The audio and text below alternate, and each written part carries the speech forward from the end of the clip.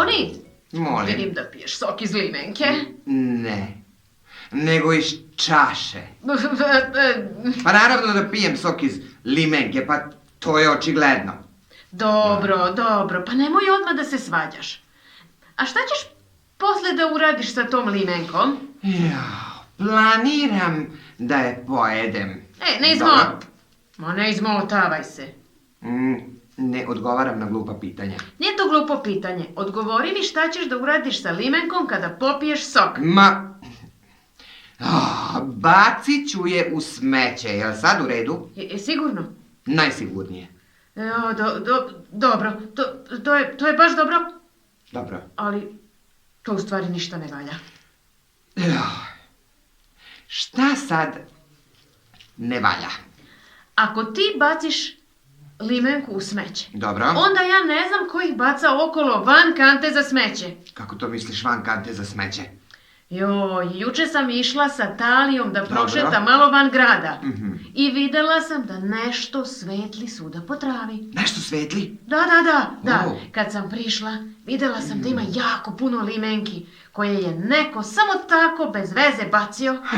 Joj, au. Ne, sad mi je jasno zašto si me pitala gdje ću baciti limenku. Pitala sam te. Pa zar je moguće da ljudi bacaju limenke tek tako gdje god stignu? Primetila sam ja u blizini kese za smeće, veruj mi, ali bile su zakačene visoko na drvetu pa nisam mogla da ih dohvatim. Aha, i šta si onda uradila? Talija i ja smo se lepo dogovorile da sve te limenke, a veruj mi da ih je bilo mnogo, Verujem. to ih bacimo u najbliži kontejner.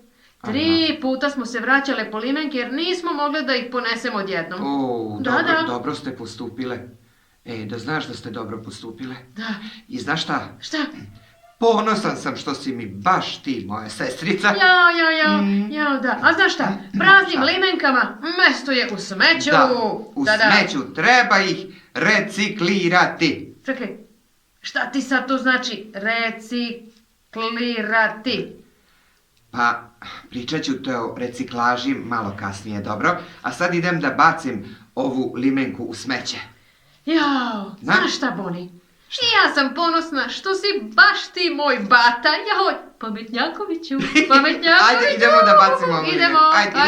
Idemo.